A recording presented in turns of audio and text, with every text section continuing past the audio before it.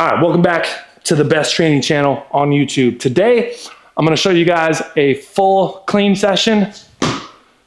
Everything from the warm-ups into my heavy sets for the day.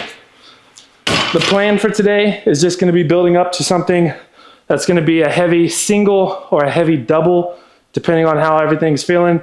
But how I generally like to warm up is just do a few reps with the bar, start adding some weight onto it, and then start hitting some heavier loads as we continue to grow and build up on today's heavy set. I'm gonna throw on about 70 kilos, knock out some, and then we're just gonna keep building up and see what we get to today.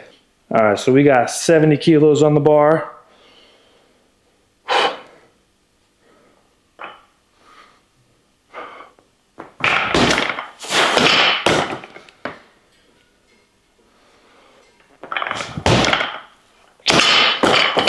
One thing I do like to do when I'm warming up for power cleans is, even though the bar is fairly light and I can catch this pretty high compared to a full clean, I want to still practice getting down into that position and catching that clean at a lower level to kind of prep myself just for the timing of extension back down to getting under the bar. So even though the bar is light and I could easily catch the bar up here every time, what I like to do is work on just pulling myself under and not try to build the habit of pulling the bar up so high because it's light.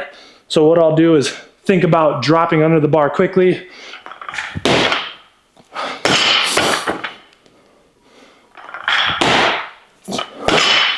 And try to mimic where I'm gonna be trying to catch that bar once I'm up to like 140, 145, 150, and at those heavier weights. From 70, we will go up to 100 kilos, do a double or triple, and then just keep going. So one thing you'll notice if you've been following along with the cleans that I've been doing is I'm not using straps today. The reason for that is when I'm building up to a heavy rep, whether it's a single or a double on a power clean, I will end up getting to that position where I'm gonna be catching the bar on my fingers and not maintaining kind of a full grip, which if you use straps, it's going to lock your hand into the bar.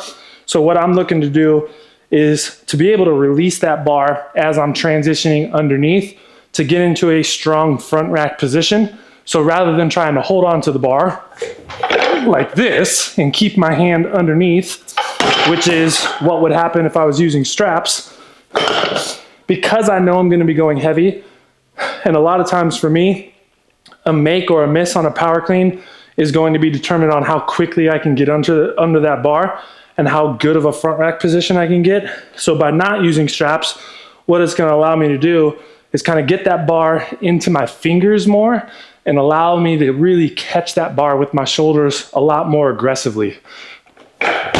So I'll be in this position, and as you can see, I'm not actually holding on to the bar with a death grip, but that's gonna allow me to speed up that transition, get underneath the bar a little bit more, because I can move my hand and get into a better front rack position. So when I'm doing lighter repetitions, and I'm doing, lighter weights, and I'm doing more repetitions, using straps is fine because the load is going to be sub-maximal. It's still going to be pretty quick to get underneath that bar because it is sub-maximal, and it allows me to put more force into the bar because the straps are going to make it to where I don't really have to like hold on to that bar as aggressive.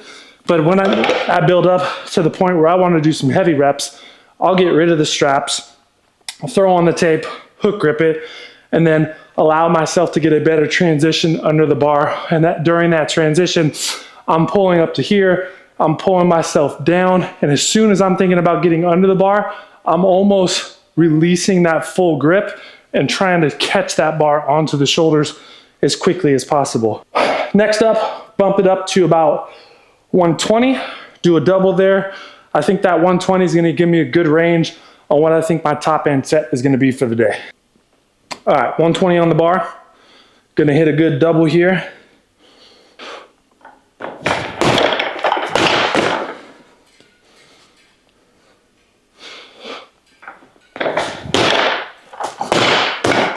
Felt really good on those. So we're gonna go up to 130 and start probably building by 10. So we'll go 130, 140, depending on how 140 feels. Might start building up by 5s at that point. If 140 is flying, I'll go 150 and then 155. But I think 160 for at least a single is going to be manageable today. And maybe if everything's feeling good, a 165, 170 would be a good number to hit off of blocks today. So if you remember from a couple weeks ago when I was doing my max velo work and working on those flying 30s, I said somewhere around week 4 and 5, I was gonna feel some sort of a decrease, and that did happen. Yesterday I went out and I did my flying 30s, and I only did 2 reps on them. First one was a 305, second one was a 309, and I felt pretty exhausted. The whole session, warming up, everything just felt a little bit flat. So that decrease that I expected to happen is kind of happening where it's at, especially the week before yesterday. I hit a 302, which was the fastest that I've hit for this entire block. So I think high stimulus, high amount of fatigue, plus accelerations and some heavier box squats and jumps on Monday led to feeling a little bit more fatigued on yesterday's session. We'll see how today feels. Hamstrings are definitely a little bit tight from yesterday's sprints, but I think the cleans are feeling pretty good today so far.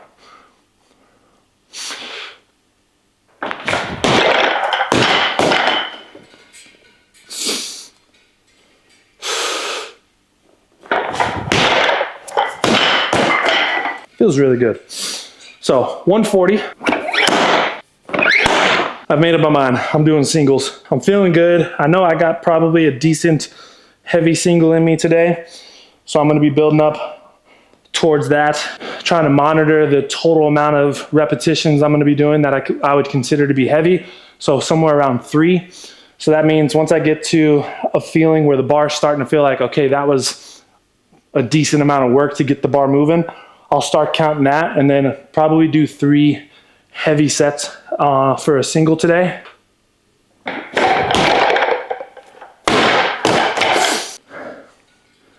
$140 felt good. I'm gonna jump up to 150 because 140 was flying.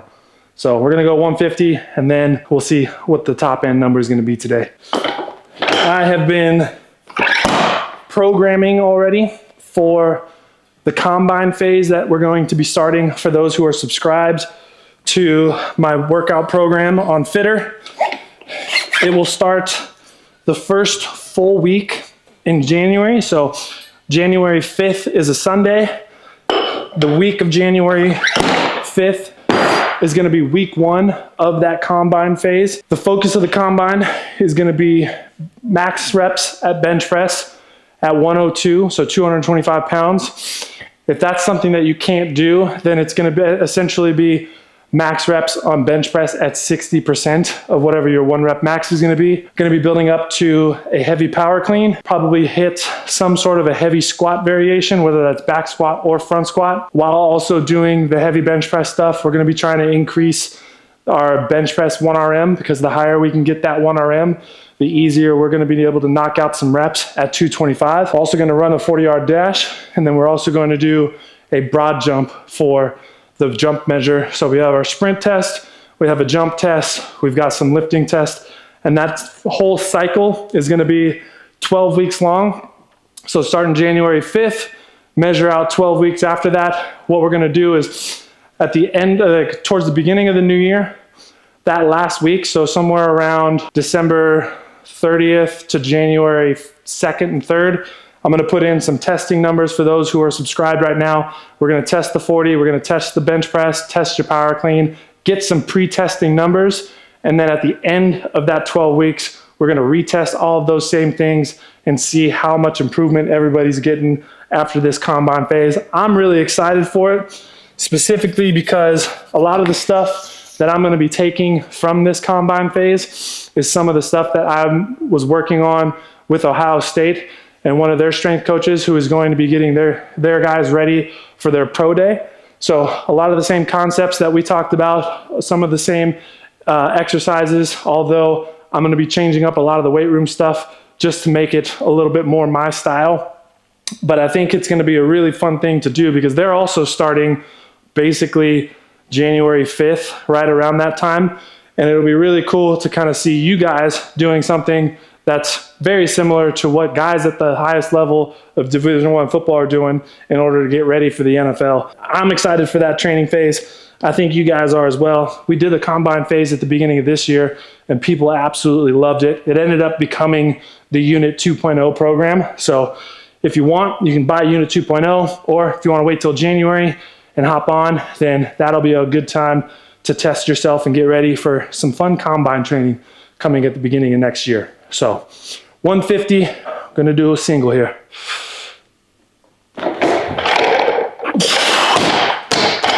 Woo, 150 felt like it was moving too.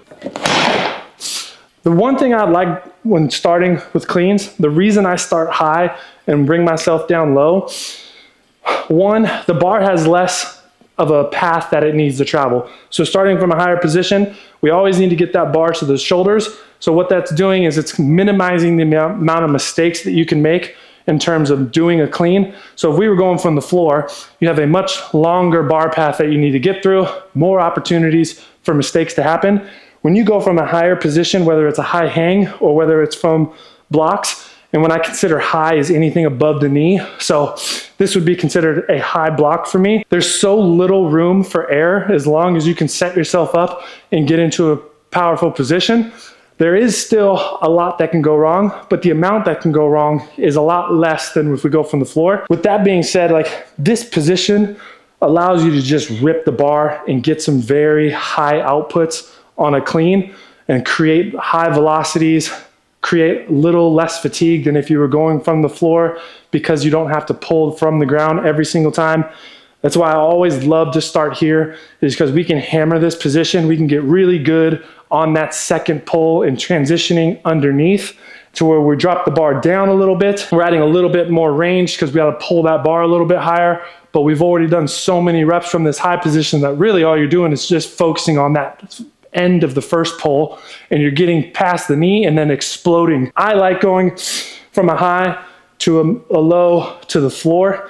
That's been my progression for a long time and it's been working for me ever since I've been doing cleans. I've always done this. All right, so we're gonna throw 160 on the bar. That might be a big jump, but from what I felt at 150, I think 160 is there. So I'm gonna be making bigger jumps because I'm not counting 150 as set number one. It didn't feel like I needed to put a lot of effort into it to get that bar moving. So we'll make a big jump. 160 was kind of like the minimum of what I wanted to hit today. So I'm at the bottom range of what I wanted to do for today's session. Anything above 160 is just extra credit. So last week I did 150 for a double. So this week hitting 160, it's a good progression off of last week. And then next week, we're starting a new phase and we're gonna be dropping the boxes down a little bit lower and we'll essentially be doing the same thing. We'll start off by just doing a lot of reps at a low box, increase the amount of volume that we're doing on that while we increase the load, and then we'll build to another single as we get down to like week 8 towards this last phase for this training program. So 160 on the bar.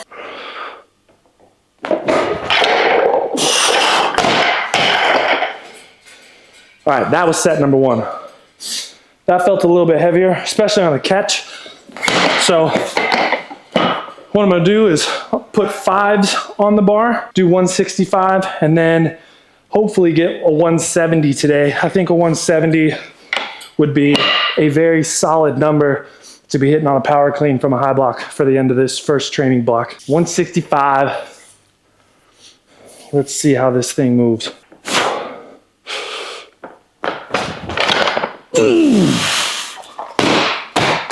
I think I got 170. So we're gonna throw some 5s on the end, rest about 2 to 3 minutes here, and then we're gonna go for 170 and see if we can't hit that for a single today. 165, very happy with that. 170 would be like icing on the cake for the day. All right, 170, big clean here.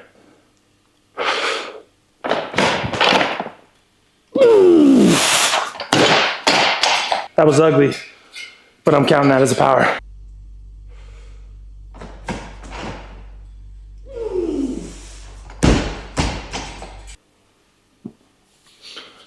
All right, I am going to break one of the golden rules of weightlifting by sitting on the barbell. But I am also not a weightlifter, so I don't care. Anyways, this is gonna be the end of the session. So heavy cleans for today, built up to 170. It was a power. I went back, I looked at the film. That is a full-blown power clean. So that's a solid number to be at off of high blocks. What I'm gonna be expecting is once we get down to the lower block, that lower position is going to allow me to create a little bit more velocity on the bar as well. That should allow me to get a heavier power clean. So something above 170 at the end of the next block is going to be the goal when we're building up to another heavy power clean on that. So I appreciate you guys watching, and I'll see you in the next one.